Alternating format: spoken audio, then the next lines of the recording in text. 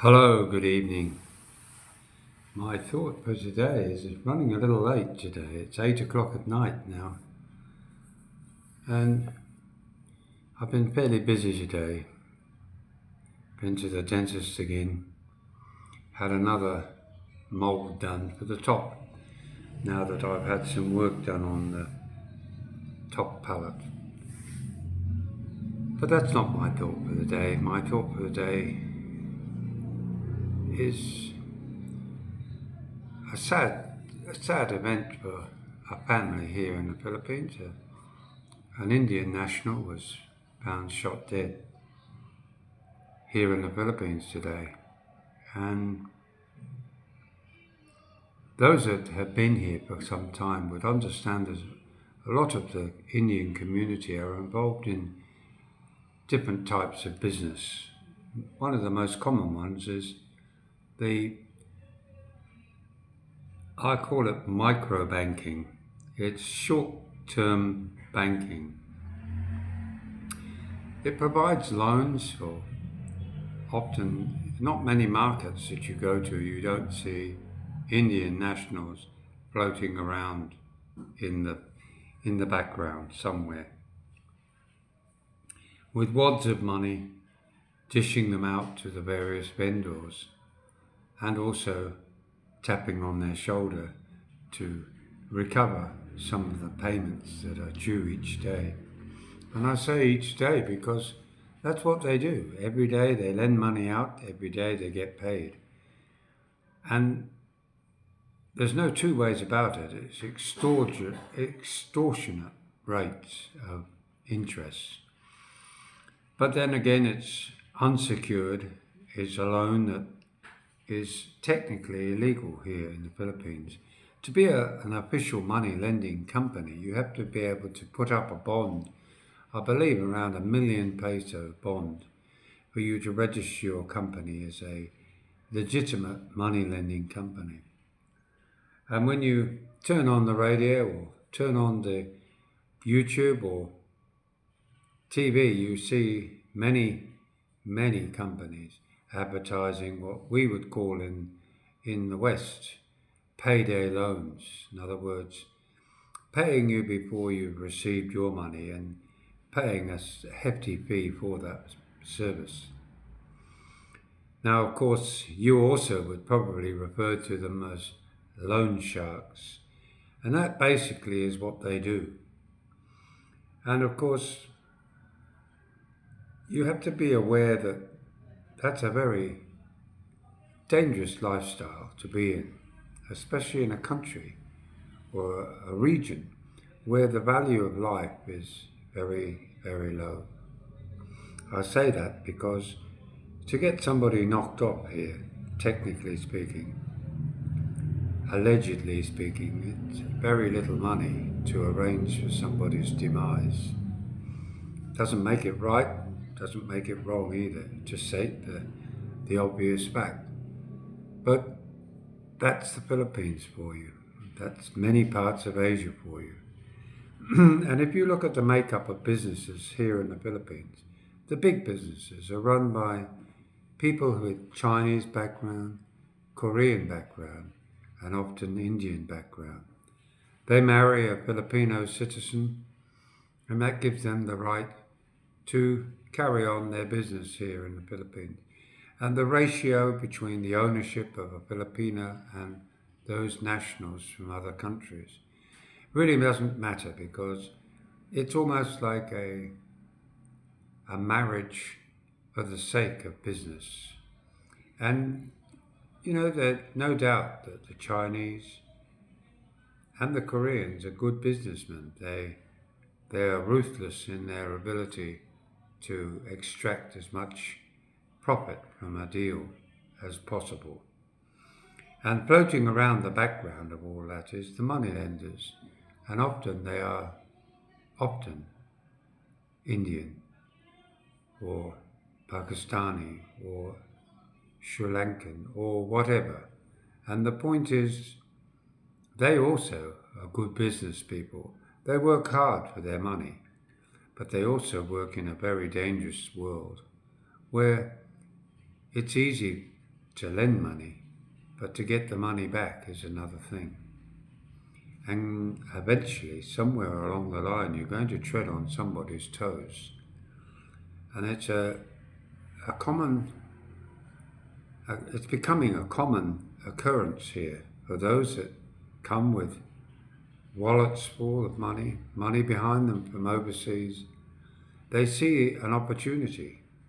They say, well, I want some of that. I want to lend it out at 5% a day or 5% a week. I want to make 60% a year on my money. Maybe more. Certainly a lot more if you're doing it on a regular basis. Because you're lending money against money that's still outstanding. And every time it's not paid, you then put another fee on top. And what happens is that the person borrowing the money just has no way of being able to repay you. So you start acquiring assets of theirs, something to reduce the debt. The debt doesn't go away, but of course what does happen is it brews up resentment. It brews up a feeling of discontent. And this is how easily a life can be taken because of it. You could say, well, maybe he's upset somebody. Maybe the young American guy in his 20s upset somebody. He lost his life and his body was put to sea, never to be found. Imagine being part of the family that that person was and how desperate they would be to recover his remains. And even the fact that he's so far away from home. You know, guys, don't get involved in money lending. I know it's tempting. It's quick money, and it seems so easy when you have a bucket full of it yourself. But just remember, poor people are poor because they have no money. And if you start lending them money when you know they can't repay that money realistically at the rates that you're charging them, and you can get all sorts of pieces of paper signed and secured, but what are you doing? You're putting inevitably pressure on that family. And they just, when they're up against the wall, they'll do anything to solve the problem. You also have the fact that the money lender doesn't want to lose face either. He doesn't want people knowing that these people aren't paying their debts, and the money lender's angry because money only flows if people are happy. You know, all your friends are happy when you lend them money. They're not so happy if you don't pay them back. If you're lending to family, friends, you know, you're not lending it, you're giving it. You know that as well as I do. The times I've given money, and I say given because you can't lend money to family. It's abhorrent to think that you are lending money to family, because family is family. If you don't stick by your family, what have you really got? I mean, when there's hard times and you reach out to your family and they say no, okay, you could say, well, they've done it before and this is the result, and now I'm not going to do it anymore. But generally speaking, most families will come to the rescue eventually, especially if it's a death or it's a hospitalization caused by either ill health or maybe even just by an accident. But just to say no, generally most families will always feel an obligation to help family. And the same goes for you as a foreigner. Pressure will be put on you to help out. And are you really going to turn your back on them? Really? I don't think so. You know, we all have a heart and we can say, oh, that's enough is enough, we're not going to do any more. But eventually you somewhere along the line will do something to help. And that's important that you feel the need to do that, because it's not so hard for you to do. You know, you have family members who live overseas, you have family members that are working overseas as foreign workers. They're often called to help out family in dire strait. And one of the most common ones is the family gets involved in gambling or borrowing money and they can't afford to repay. And sooner or later, the family is the one that will have to bail them out. Don't have to, but they eventually will, because they don't want their other members of their family to be tarred with the brush that so-and-so borrowed money and they didn't pay it back. Don't lend money to that family. Because that family is that family. It's the whole neighborhood often. And Filipinos are very proud people, so just remember that. But more importantly, you just got to remember that things are done differently here in the Philippines. You really do have to take on board that a quick dollar is not necessarily going to work for you as a foreigner. A Filipina will get away with it. A Filipina is in her own or his own element here. He knows the risks. He knows the end result could be this or that. But for us, we're best to just don't touch it. Guys, that's the best advice I can give you.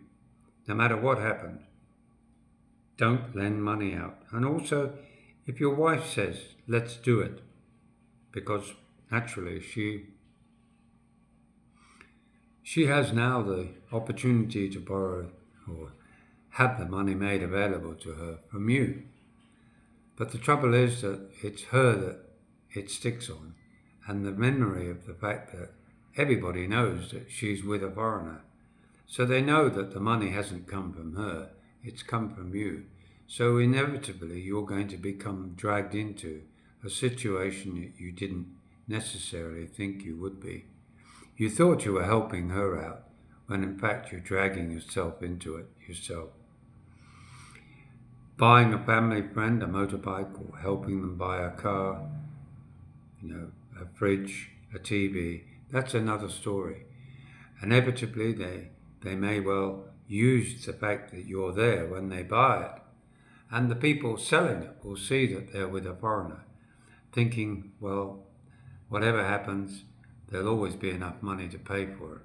But just remember, here in the Philippines, there ain't no thing as giving notice and reminders quite the same as they are in the West, where you're just threatened with a bad credit rating. Here, knock knock every day, telephones every moment, people rocking up to your workplace demanding that you make some payment. Very embarrassing for people who owe money, but that's the way they do business here. They come and they have no qualms in demanding the refrigerator back, the aircon back, the scooter, the car, and often in many cases property will be seized. But of course the difficulty there is that the law does protect them in the sense that they have a year to rectify their problem. And most people don't allow their properties to go, even if they did use them as security for a loan. But moving on, and that is to the issue of, what was I going to say? He lost his line of thought, but have you noticed how your Filipina, now she has met you, that suddenly she's been elevated amongst her friends? She thinks she has anyway, because she's now with a foreigner. Have you noticed how she's changed when she's around her friends? Have you noticed how money has changed her attitude to her status in the community in which she comes from? Have you noticed how her airs and graces have changed from being this submissive, maybe doting partner, to maybe being a little bit more forthright, being a little bit more up herself, so to speak. It's very common here. You know, you see somebody who's maybe been married to a foreigner. They have an air about themselves that they're okay, mate, now, and they don't want to go back to what life was like before the foreigner came on the scene. So you have to sort of understand that once you get on that ladder here in the Philippines, the ladies tend to not want to get off it. They like to still have their designer clothes. They still like to be seen in the right restaurants. Even if they're not buying the biggest of the menu items, they still like to be remembered as that lady married to a foreigner. They often have a car of their own.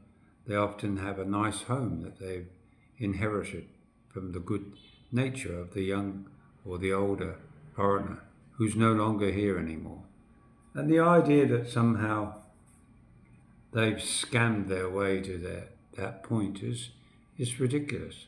They've worked hard looking after us. Some haven't looked after us quite the way they should have, but they nevertheless, in a sense, you've been tricked out of what you had before. Now they might see it that they've done their best, they can't do any more, and that's the name of the game, guys. And unfortunately, that is the name of the game. You either find a good one, or you find not such a good one. The point is, it's up to you to decide whether it's worth sticking with what you've got or moving on to something maybe better. That again comes down to you. But just remember, money doesn't buy you love. Money doesn't buy you respect. Money just buys you problems, often. But in the Philippines, as a foreigner, money that you get on a regular basis and the money that you brought with you should and could and hopefully will provide you with a wonderful retirement here in the Philippines. And I hope that all of you are able to learn not by one's mistakes, but by trial and error, more about trying the best way. You know, you will find that you always will have difficulty getting a simple issue across to your wife, because simplicity is not something that they either understand. Like I've said before, it's all about sound bites. You know, you've got to get into their head what you mean. You have to continually ask them what they thought I meant. You give them 2 examples. I'll give you a good one. Here's one. They might say to you, go and do this. What you might say. Go and put the rubbish out, please. They might not even say please. Now, when you try and explain to them how you feel about that, how would you do it? Shall I tell you how I do it? I give them 2 examples. I say, now, just wait a minute. Stop looking at your phone. Focus on me. Turn the TV off. Look at me. I'm asking 2 questions. And I want you to tell me which one you think is the best one. Now you might say, don't put that there. Can you put that in the rubbish? In the plastic? That's one way. Or you could say, darling, sweetheart. That's what they should be saying to you. Darling, sweetheart, you know that plastic on the sideboard there, or that rubbish? Could you just do me a favour and please can you put it in the recycle bin? Now they've heard the 2 different things. You've got 1 and you've got 2. And you say to them, now, which one would you want to hear? me saying to you, turn it around. Me saying it to you, go and put that in the rubbish. Or, darling, the whole bit. And you'll find that you'll get either two answers. One is a cheeky look back and a smirk because it's gone in. But they're not quite sure which one they want to admit to. Or they will pick the right one, again with a smile on their face. That means that the penny has dropped. And that's what you will be doing through your relationship. If you're not, then somehow you've found somebody who's masterful at the English language and understands that please and thank you is important for us, but not that important for them. But after all, they're learning just like you. So we need to do those things. If we don't, it will just continue with, go and take that out, bring that in, change the water, instead of, darling, could you pick up the water for me and cut the CO? There's a love. So easy. Look at the difference in terms of motivation. So they're just my thoughts for the day, and I hope you have enjoyed them. Bye now.